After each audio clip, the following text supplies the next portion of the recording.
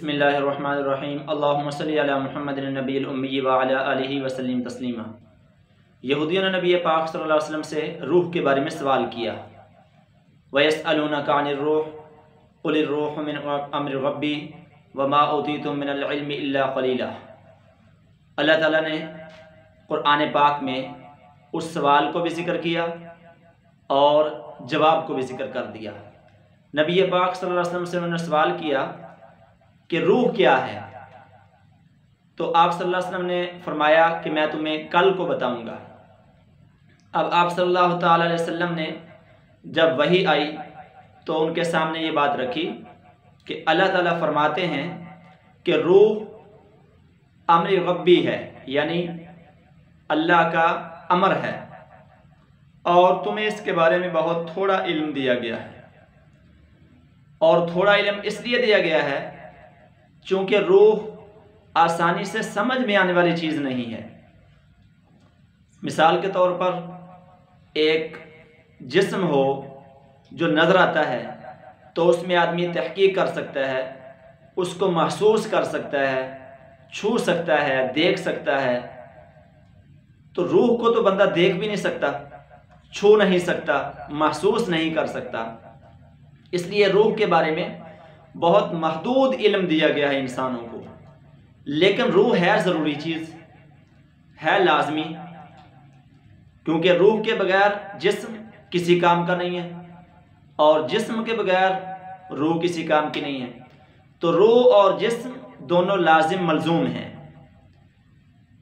اور یہ بات یہاں سمجھنے کی ہے کہ جس طرح سے جسم کو اللہ تعالیٰ نے مٹی سے بنایا ہے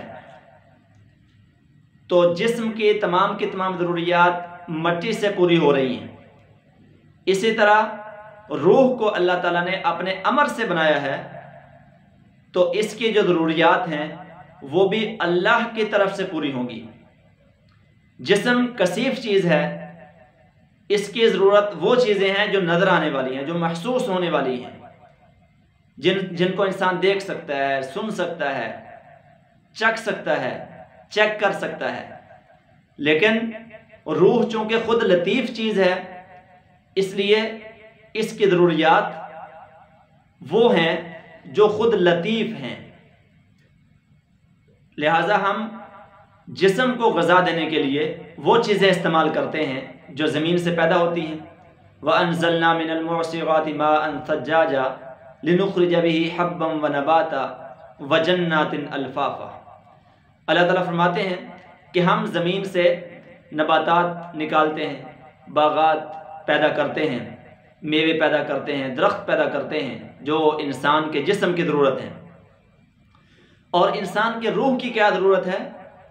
قرآن انسان کے روح کی ضرورت ہے، اور اللہ کا ذکر روح کی ضرورت ہے، روح کی غذا ہے۔ جس طرح انسان کو اللہ تعالیٰ نے زمین سے مٹی سے پیدا کیا ہے، روح کو اللہ تعالیٰ نے اپنے امر سے پیدا کیا ہے۔ گویا کہ جسم کی غذا زمین سے آئے گی اور روح کی غذا آسمان سے آئے گی۔ جسم کی پرورش کرنی ہے تو زمین سے چیزیں لینی ہوگی، اور روح کی پرورش کرنی ہے تو وہ چیزیں لینی ہوگی جو آسمان سے آتی ہیں، یعنی قرآن، اللہ کا ذکر، اللہ تعالیٰ جل شانہ کے احکامات اور نبی کریم صلی اللہ تعالی وسلم کے فرمودات۔ آپ صلی اللہ تعالی علیہ وسلم نے جن چیزوں کا حکم دیا ہے ان پر عمل کرنے سے ہماری روح مضبوط ہوگی۔ حضور صلی اللہ علیہ وسلم نے صحابہ اکرام کی روح پر محنت کی اور صحابہ اکرام کی روح کو مضبوط کیا۔ جب روح مضبوط ہو جاتی ہے تو اس وقت انسان کے سامنے دنیا کی کوئی طاقت بھی طاقت نہیں رہتی۔ اگر انسان کا جسم ہو، روح نہ ہو، خالی جسم ہو، روح نہ ہو، تو وہ گویا کہ مردہ ہے۔ نبی پاک صلی اللہ علیہ وسلم نے فرمایا جو شخص اللہ کا ذکر کرتا ہے اور جو اللہ کا ذکر نہیں کرتا، ان دونوں کی مثال ایسے ہے جیسے ایک زندہ اور ایک مردہ۔ حضرت خالد بن ولید رضی اللہ تعالیٰ عنہ 6000 عیسائیوں کا مقابلہ کرنے کے لیے اکیلے جانے لگے، تو امیر لشکر نے پوچھا کہ آپ اکیلے کیسے ان کا مقابلہ کریں گے؟ تو انہوں نے فرمایا کہ وہ سب کے سب تو مردہ ہیں، اور مردہ کے لیے ایک زندہ ہی کافی ہوتا ہے۔ یعنی ان کو یقین تھا، ان کی روح مضبوط تھی۔ تو نبی پاک صلی اللہ علیہ وسلم نے صحابہ کرام کی روح کو مضبوط کیا۔ جب ان کی روح کو مضبوط کیا تو انہوں نے دنیا کو فتح کر ڈالا، دنیا کو انہوں نے روند ڈالا، اور پوری دنیا کے اوپر انہوں نے اللہ کا نظام نافذ کر دیا، نبی کریم صلی اللہ تعالی علیہ وسلم کے طریقے انہوں نے نافذ کر دیے۔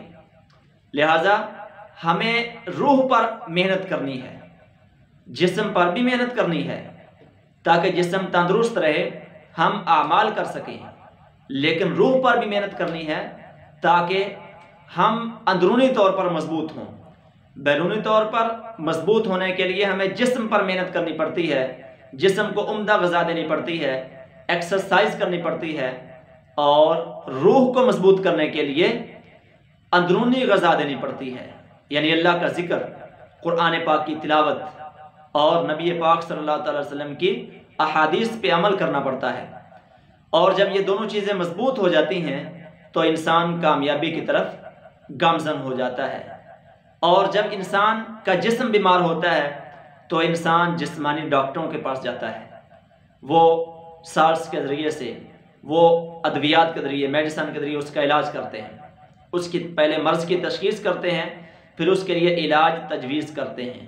ایسے ہی انسان کی روح بھی بیمار ہو جاتی ہے، اور روح کا علاج روحانی ڈاکٹر کرتے ہیں، یعنی جن کو اللہ تعالیٰ جل شانہ نے جن کے دلوں کو روشن کر دیا ہے، جن کے اندر کو اللہ نے روشن کر دیا ہے، وہ اس کا علاج کرتے ہیں۔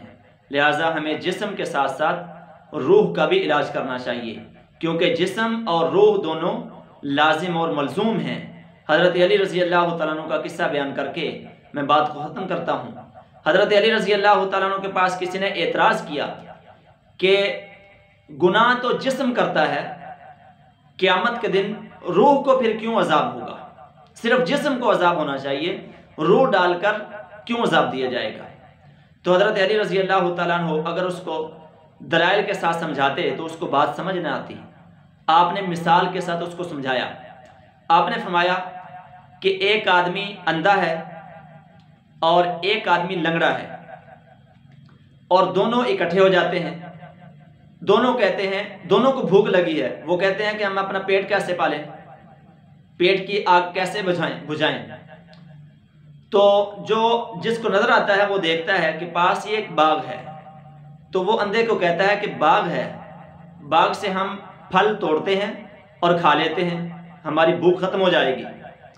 اب ایک اندھا ہے، وہ پھلوں کے پاس نہیں جا سکتا، دیکھ نہیں سکتا۔ دوسرا جو ہے وہ لنگڑا ہے، وہ دیکھ تو سکتا ہے لیکن چل نہیں سکتا۔ لہذا دونوں مشورہ کرتے ہیں۔ اندھا آدمی کہتا ہے کہ لنگڑے کو کہ آپ میرے کندھوں پر سوار ہو جائیں، میں آپ کو باغ کے پاس، درختوں کے پاس لے جاتا ہوں، آپ وہاں سے پھل توڑنا اور ہم دونوں مل کر کھا لیں گے۔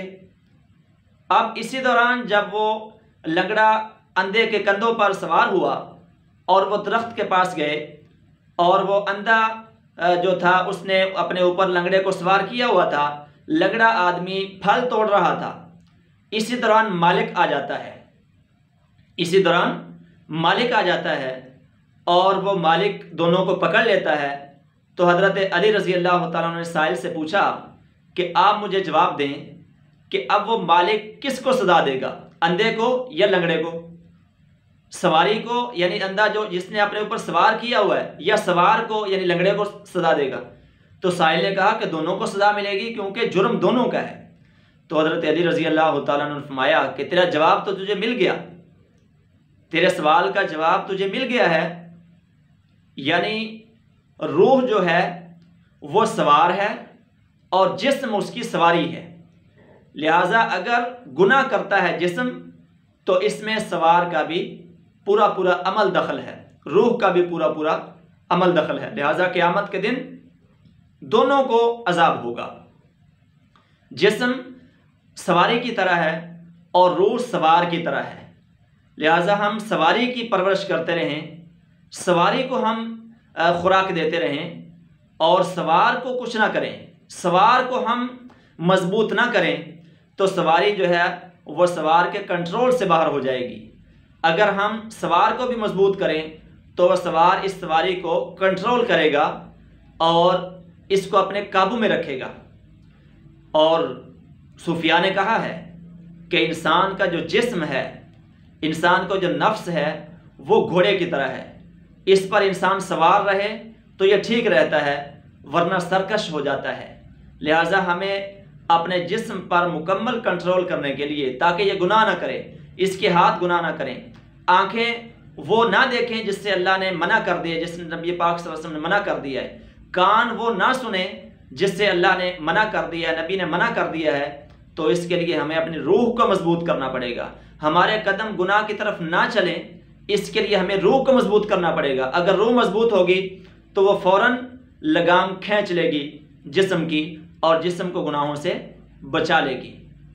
تو یہ ناظرین آپ کے سامنے میں نے روح اور جسم کا تعلق بیان کیا ہے۔ جسم بغیر روح کے بیکار ہے اور روح بغیر جسم کے کسی کام کی نہیں، دونوں ایک دوسرے کے لیے لازم ملزوم ہیں۔